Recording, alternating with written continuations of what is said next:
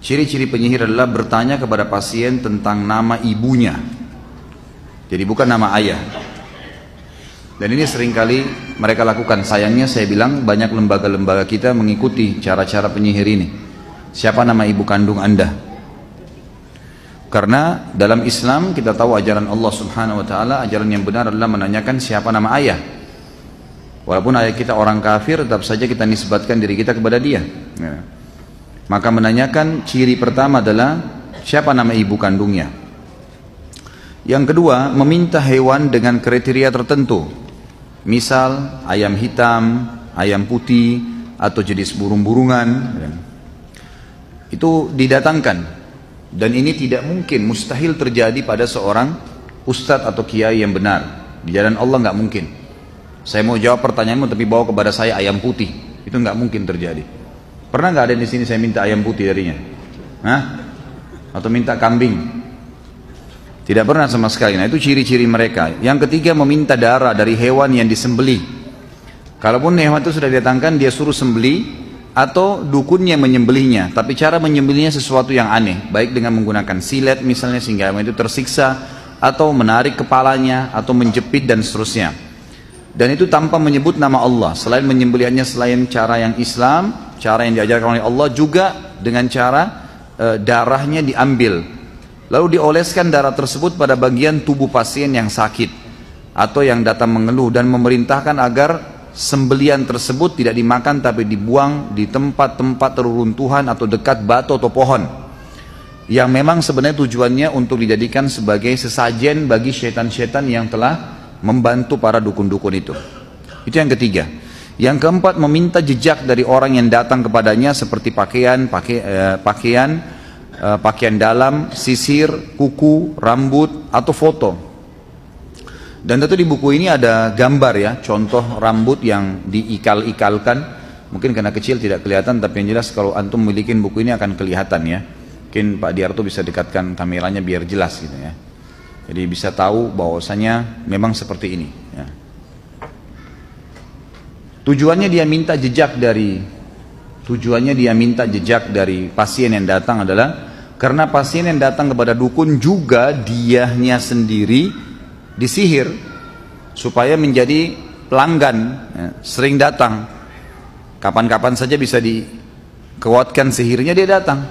Mungkin dia rindu sama dukunnya, mungkin dia ingin bertanya sesuatu, atau setan yang sedang ditugaskan memang diberhentikan sehingga reaksi sihirnya kurang dan seterusnya. Kemudian yang kelima, menulis mantra-mantra, simbol-simbol, huruf-huruf lepas, nomor-nomor atau dalam persegi empat atau lingkaran. Baik itu dalam tulisan Arab atau tulisan yang lainnya. Yang keenam, memberikan jimat, baik itu dalam bentuk kepada pasien, diantaranya ada yang kecil dan besar, berbentuk segitiga atau segi empat, dilipat dalam kulit, potongan besi atau potongan perak. Di dalamnya berisikan permohonan bantuan bernuansa syirik, nomor-nomor atau huruf-huruf. Ada kalanya tukang sihir menyuruhnya agar menggantungkan jimat tersebut di lehernya, dikalungkan atau di lengannya, atau meletakkannya di bawah bantal bila memang targetnya adalah pasangan hidupnya. Dan di sini tentu ada gambar-gambar juga. Di buku ini cukup lengkap gambar-gambarnya walaupun bukunya kecil. Contoh-contoh daripada jimat-jimat itu. Kemudian yang ketujuh, memberikan benang dari bulu binatang atau tali yang ada bundalannya atau simpul-simpulnya. Ini semua diberikan, dan ini mustahil terjadi pada seorang ustadz, nggak mungkin. Dai jalan Allah nggak mungkin kasih jimat, suruh pakai. Pokoknya cirinya kalau sudah kasih jimat, biar pakai kopiah, biar pakai apa, jangan dipercaya, udah dukun pasti. Yang kedelapan, memberikan pasien barang-barang untuk ditanam di dalam tanah, dan ini mustahil terjadi pada dai, nggak mungkin.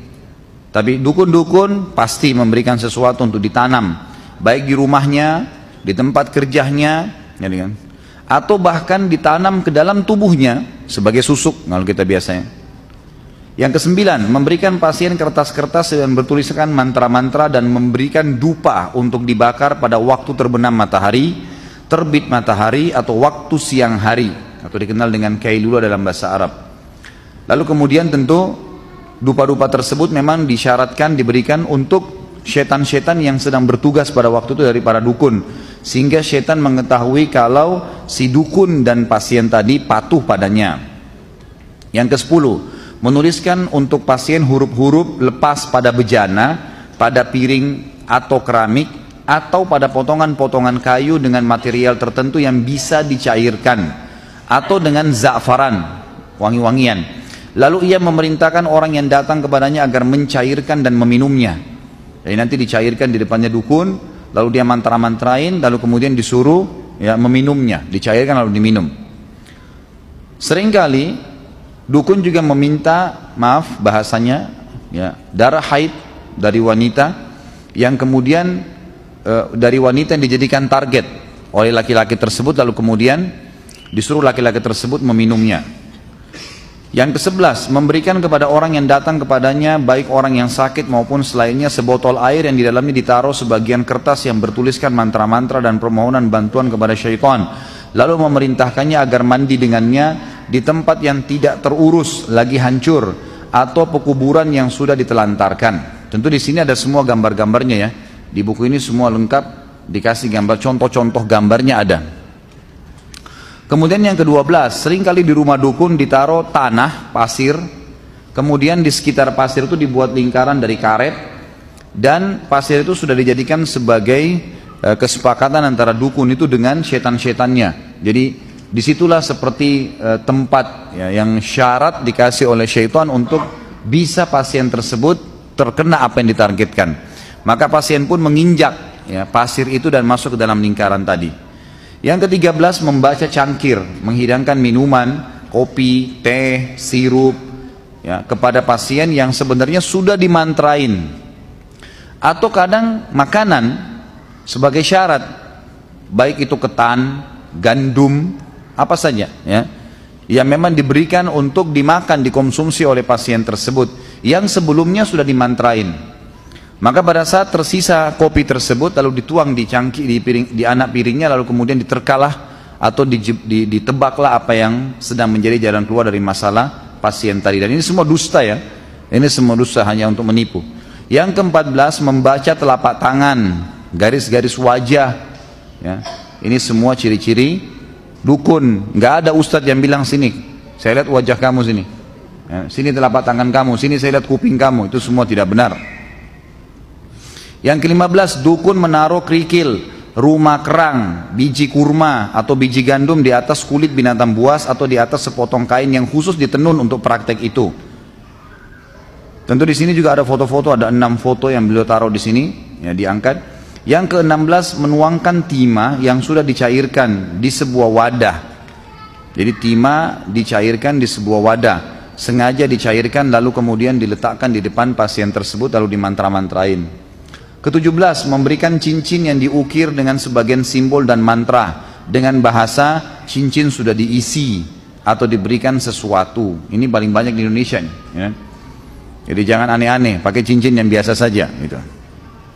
Yang ke-18, menampakkan simbol pengobatan untuk menipu orang awam dan orang-orang bodoh, seperti obat-obat dokter, bacaan-bacaan yang disyariatkan. Coba amalkan misalnya ayat kursi 100 kali, coba minum obat ini dan obat itu, tapi ternyata di sisi lainnya semuanya dikemas dengan sihir.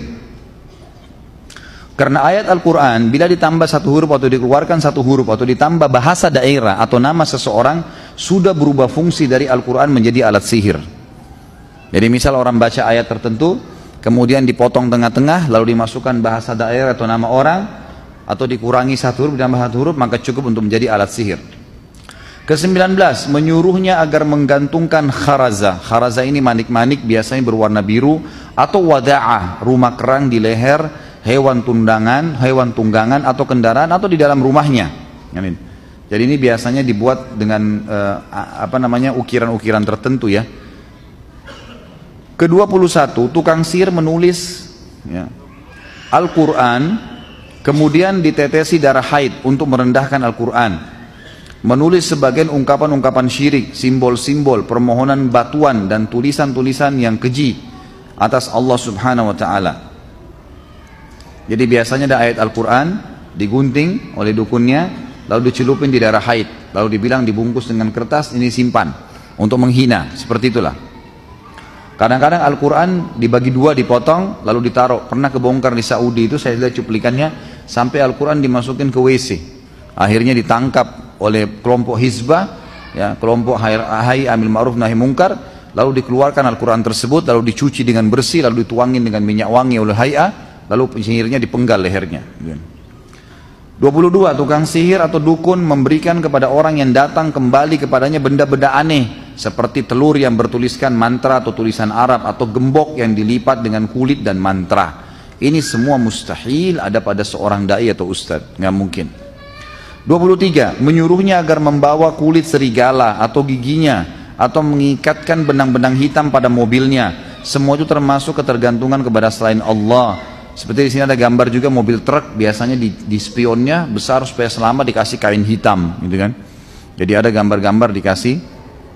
24. Meminta benda-benda aneh yang sulit untuk dipenuhi jika pasien tidak mampu mendatangkannya karena si dukun mau menipunya, mau mengambil uang darinya. Maka tukang sihir meminta sejumlah uang besar darinya seraya mengatakan, aku akan mendatangkannya untukmu dari Raja Jin. Di antara contohnya, meminta 11 tikus yang ditangkap pada malam pada waktu siang, atau meminta tikus yatim atau kerabuta. Ya, ini saya sebagai ustadz aja baru tahu ada tikus yatim, ya. Susah tuh, kena nyari tikus yang mati ayahnya, kan. 25. Tukang sihir atau dukun mengabarkan identitas seseorang, namanya, nama ibunya, daerah asalnya, dan problem yang sedang dihadapinya yang karenanya dia datang. Jadi ternyata semua dukun itu, semua dukun, di depan rumahnya ada syaitan yang bertugas, ditugaskan sama dia. Syaitan ini setiap ada pasien datang, bekerja sama dengan korinnya orang itu, pendampingnya dari syaitan. Jadi mereka komunikasi, ini orang ada masalah apa sih, korinnya tahu semua nih.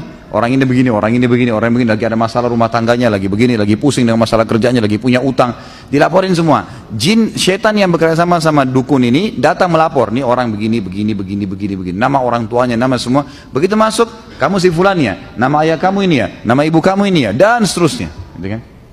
Maka ditebak semua, kau punya masalah ini kan, kau punya masalah ini kan, maka itu semua ciri-ciri dukun. Kalau ustadz mustahil tahu masalah itu, gitu kan?